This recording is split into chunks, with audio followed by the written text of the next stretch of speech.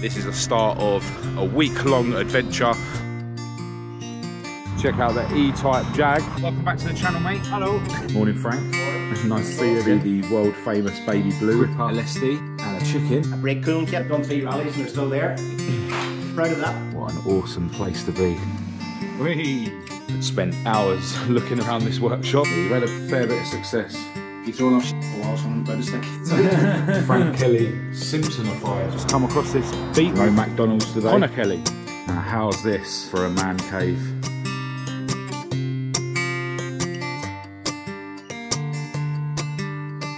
Connor's son Tony's drift car. Epic views.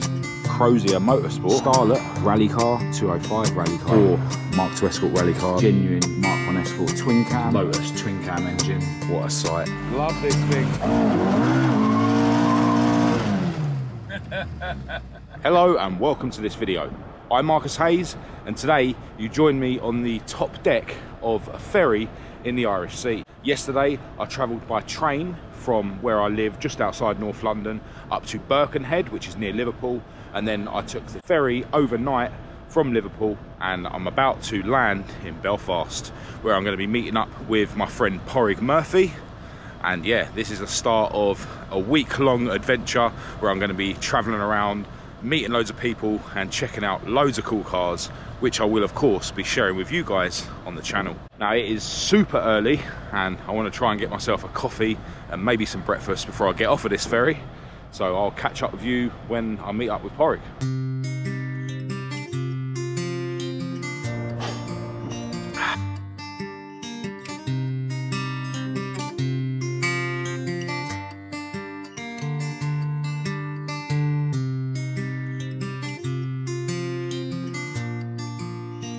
Check out the E-Type Jag.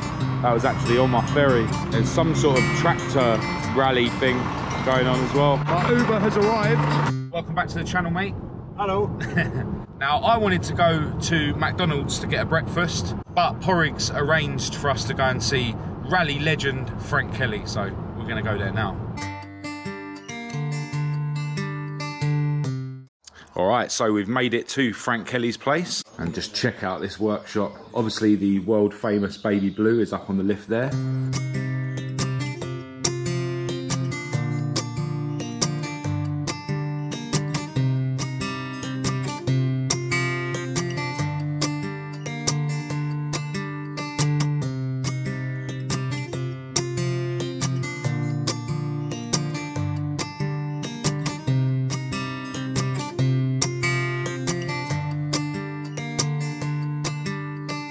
Morning, Frank. Morning. Nice to see you again. Yeah, it's really cool to have a look at the underneath. One thing I did notice is that the rack is now back on the front of the crossmember, and that's because Frank's been testing some new suspension from Sansonis, which is the company that supplied the sequential gearbox in this car.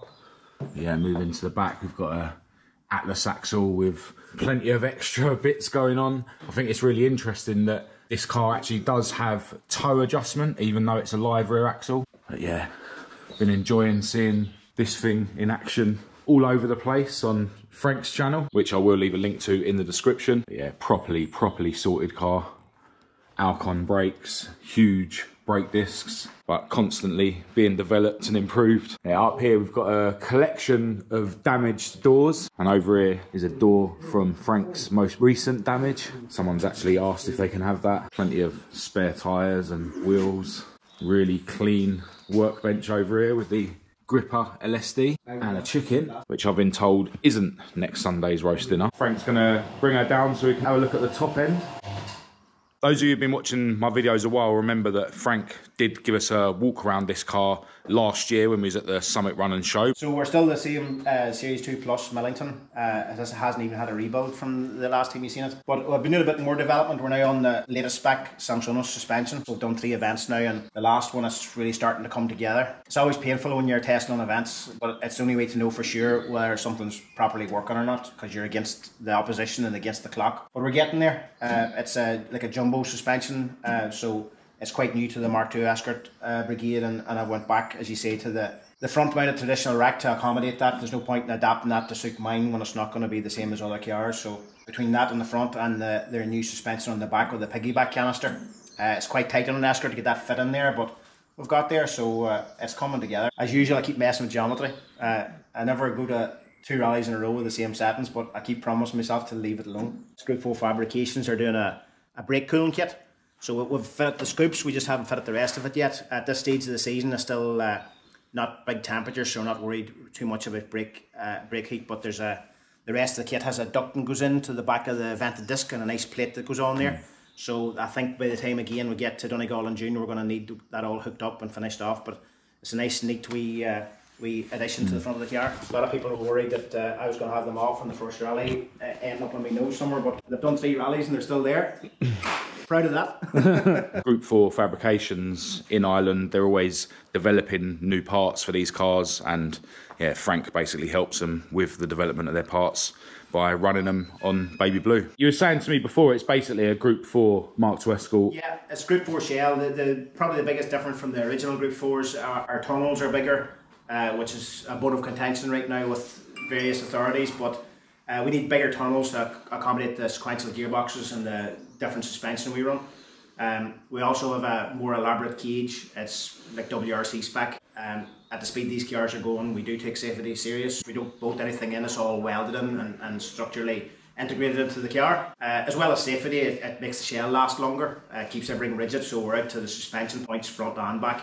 Your original Group 4 Escort back in the day was bolt in, and even in the early days it didn't go out to the strut tops, so the front of the car would start bending upwards after jumps and bits and pieces, so this makes the shell last longer. Yeah. Essentially. Does it help with sort of handling as well, like with it being more rigid? Like the car's more rigid, definitely, and more taut. You can actually feel it at times, and I've been rallying that long that for the first while I didn't like it that taut.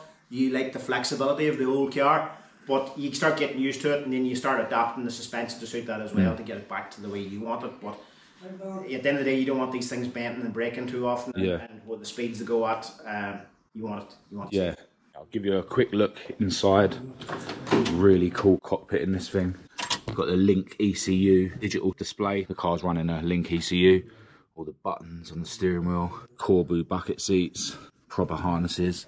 And yeah, really extensive cage, as Frank was just saying. GoPro mounted on there to catch all the action. Got a Samsonus sequential gearbox. It's got one of those PDU units for the wiring.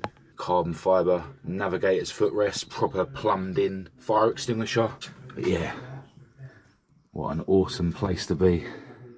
Really like the livery on this car as well. Obviously displaying all the companies that help Frank do what he does. Loads of newspaper cutouts and pictures and stuff on this wall from Frank's rallying history. Around here we've got some drawings, looks like where they were planning Baby Blue's livery. I could spend hours looking around this workshop, but I know Frank's got a busy day ahead, so we're gonna have to get out of his way soon. It's got something to show us on the digital display.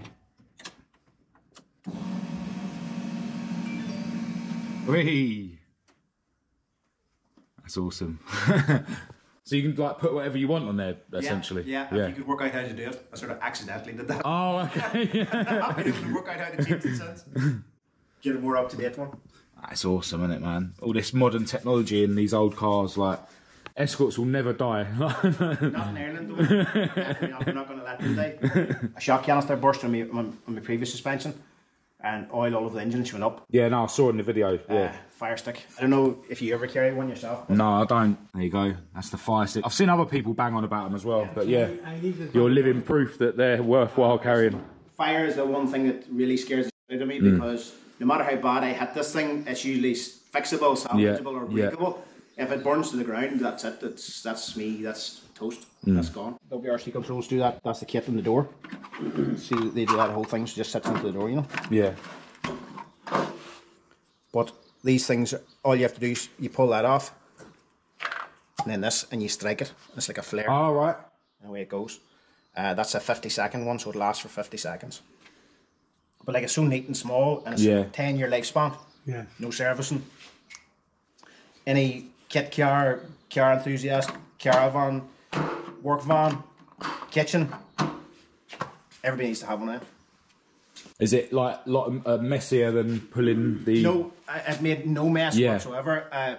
You don't test this because when you do it, it's gone. It's empty. Of course, yeah. So luckily, Lauren and I had went through a sort of a safety briefing ourselves before the season started, just to refresh ourselves, because I keep moving things in the car, and this is where the kill switch is. This is where the fire extinguisher is. But our fire extinguishers that are plumbed in, they're essentially only designed for escape time. So they're to save your life, not your car. Right. I want to save my car. So that's why I got these. So I have 2 of them in the car and 2 of them in the rally van, just in case something would happen. But as soon as I strike it, it's just like a flare, like a steamy flare. And it's a wee bit disappointing. You think this is not going to do much, and 3 seconds later the fire's out, and you just think, my God, that's just saved my pension plan. Yeah.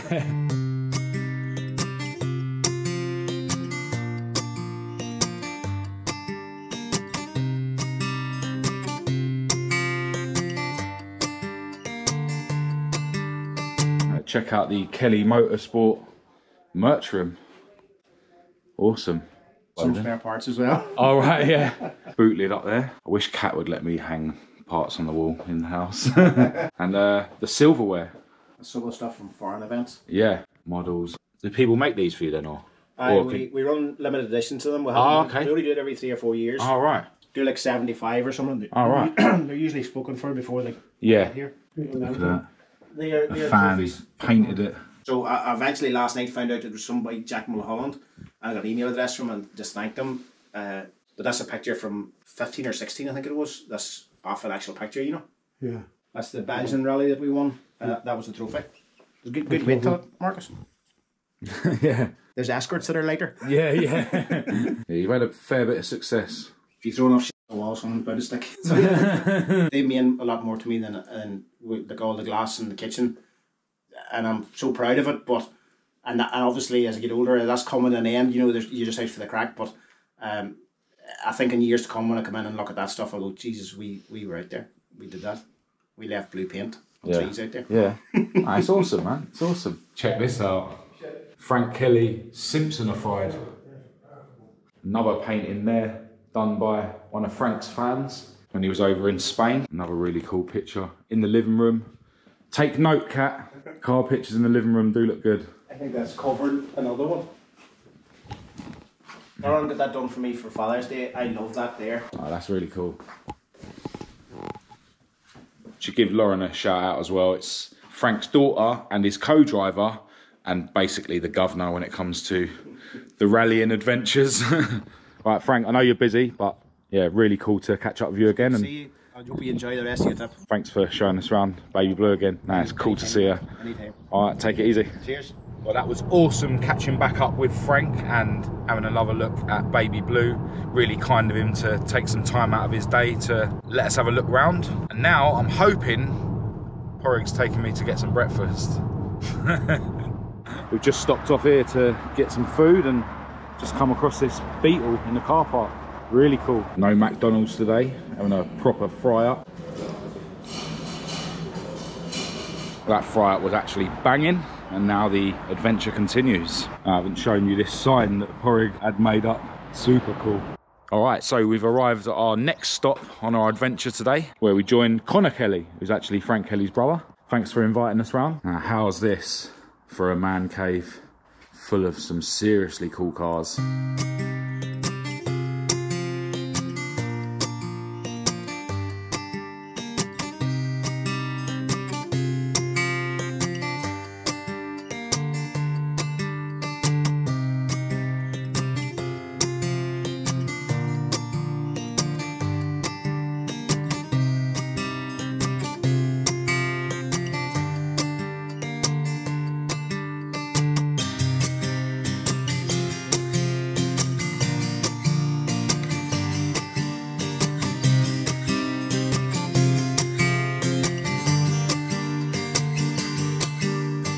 Obviously drawn to the Mk2 Escort van, but we'll have a look at all the other stuff first. I've got a really cool Mazda 323 over here with Sibby spotlights on the front.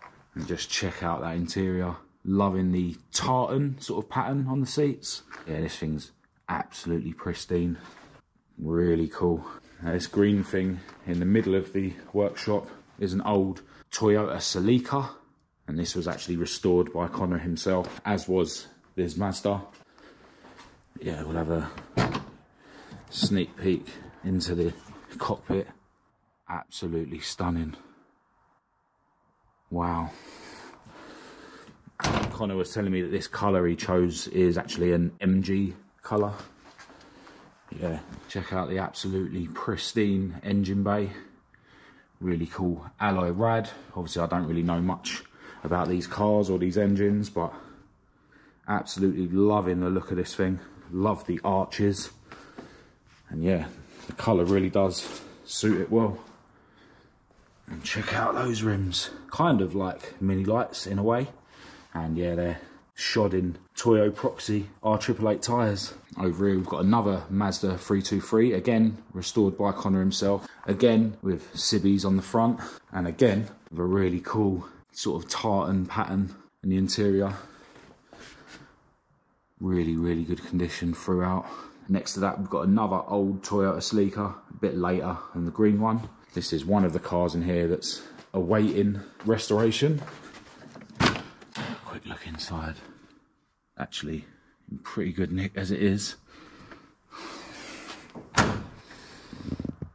Really, really cool. Behind that Celica we've got a Toyota Starlet, which is parked next to a Nissan Pulsar, and next to that is a Nissan Sunny. And I think Connor was telling me this is a 1.6 SR. I think that's right, but yeah, I think it's about time we checked out this Mk2 Escort van.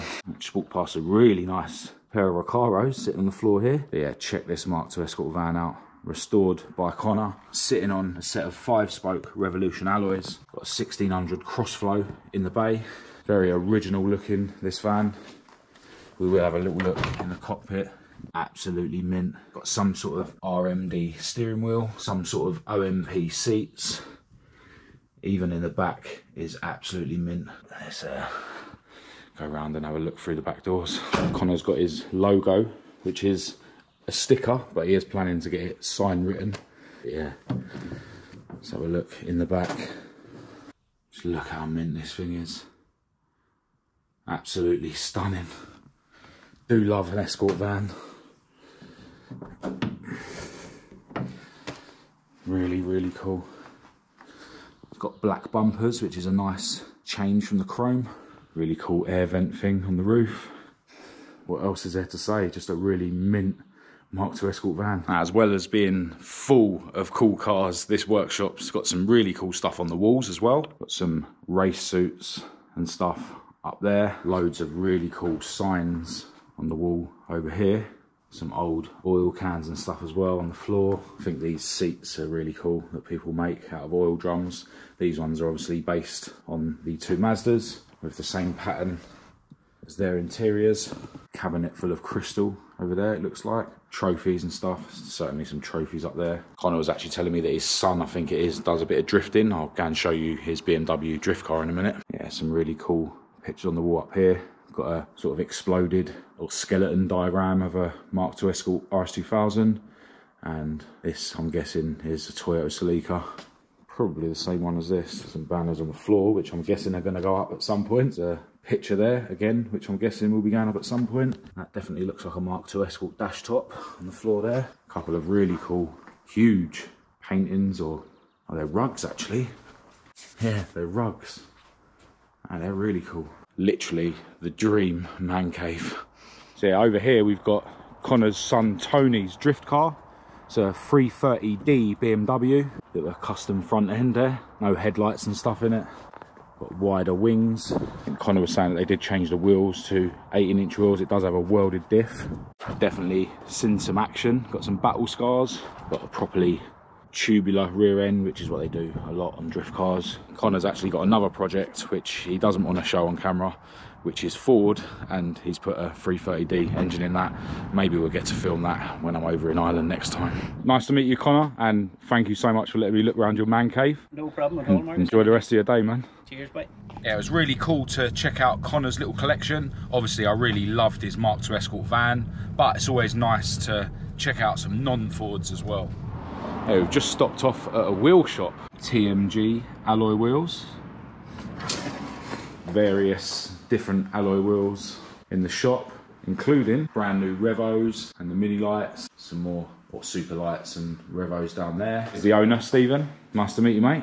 But yeah, he was just showing me a wheel that TMG Alloys have actually produced themselves. It's called a Cross Light, and it's kind of similar to a Revo and similar to an RS wheel. I really like the look of it. This is a 7J with a -7 ET. And yeah, they're basically available in all the sizes and fitments that, you know, your new Revo lights and super lights are available. I will leave TMG Alloy Wheels Facebook page and all that stuff in the description. Yeah, definitely get in touch with them if you're after any wheels, especially if you like the look of these.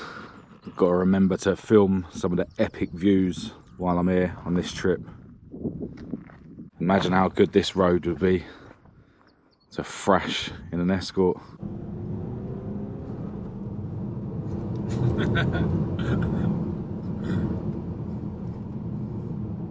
Alright, so we've stopped off at Crozier Motorsport, where they build proper rally cars. Out the front here we've got a Toyota Starlet rally car.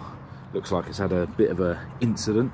Yeah, check out the super wide Revolutions. Yeah, proper rally car. I know you can't really see, but got a proper plumbed in fire extinguisher. All the toys, sequential gearbox. Yeah, these old Starlets are super cool. Behind that, got a Peugeot 205 rally car. Super wide front wings and rear quarters, all the toys. Another one that looks like it's got a sequential gearbox, proper cage, gusseted into the pillars. Awesome. Inside they've got 4 Mk2 Escort rally cars. The guys are working on this one. I don't want to get in their way, but that's Millington Powered. Just saw that going up the road. Yeah, proper rally cars. Just having a look at the axle under this one. Proper 6-linked. At the back here, got a couple. This one's got a Cosy YB in it, running on side drafts. Currently being built up by the looks of it. Check out that cage, really extensive. Huge tunnel in it. Looks like it's going to be running sequential. Really wide rally arches. These are serious competition cars. And there's another Escort up there. You can just see the rear axle. Really cool how it's got 2 adjustable arms, proper AP racing brakes on the back. It's running a rear anti-roll bar by the looks of it. Yeah, this is beyond my knowledge, but yeah, it's a really trick rear axle setup by the looks of it, not just your normal 6-link, although it does have the bars for a 6-link. And you can see there, that's the Watts linkage that will be on the diff cover. Whatever lump is in this one up the top, I'm guessing it's a Millington or something. It's a proper dry sump setup. Really cool drop links on the anti-roll bar. Looks like a sequential as well. Yeah, as I say, I don't want to get in their way when they're busy working on the cars, but I thought you might want to have a look at those Escorts. I was certainly happy to see them. All right, for our next stop, Padraig has brought me to this really cool looking showroom. And check out what's sitting inside. Genuine Mk1 Escort twin cam. Got the spotlights on the front. We'll have a look in the engine bay in a minute. It's got the Lotus Cortina steels. Twin cam badge on the wings, obviously. Have a look inside. It is, as far as I know, it is all original and absolutely mint. Check this thing out. Yeah, these come with the different speedo and different rev counters, and they have the silver binnacle. These 6-dial clocks from the twin cams go for loads of money nowadays. They also have the billet piece here where the heater controls are. I've actually got one of these for Esther, obviously not a genuine Ford one. But yeah, got the twin cam badge on the passenger side of the dash there. But wow, what an absolute beauty.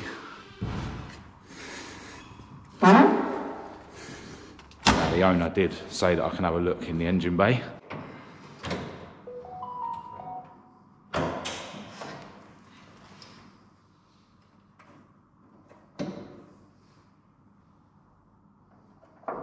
Just check out this mint engine bay with the Lotus twin cam engine running on a set of side draft Webers.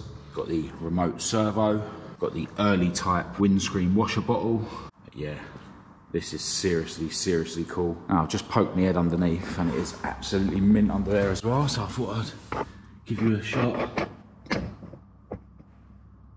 Absolutely pristine. What a sight.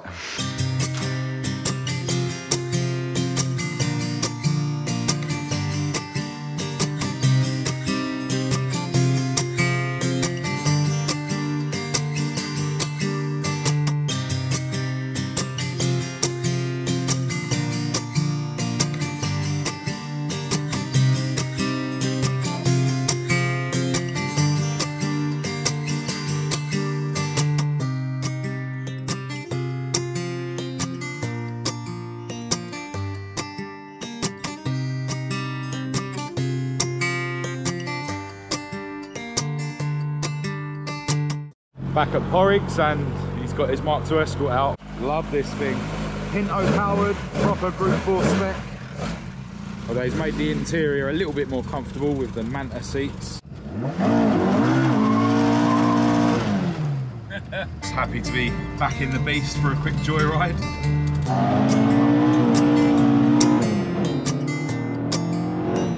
Pinto lump sings.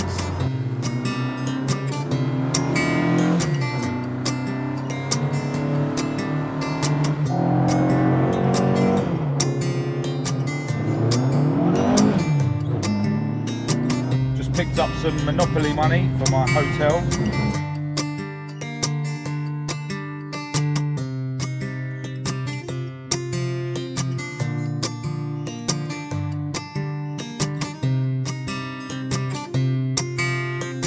Time to check into my grand hotel.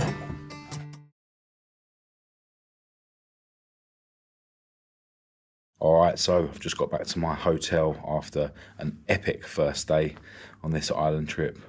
I've met so many cool people today, seen so many cool cars, and I hope you guys have enjoyed all the footage that I have been able to capture. Got to send a massive thanks and a shout out to my friend Padraig Murphy for taking me around today. And that's just day one. I'm here for many, many more days, and we're going to be checking out many more cool cars. So if you thought this video was any good, please do give it a thumbs up and a share. If you didn't, give it a thumbs down.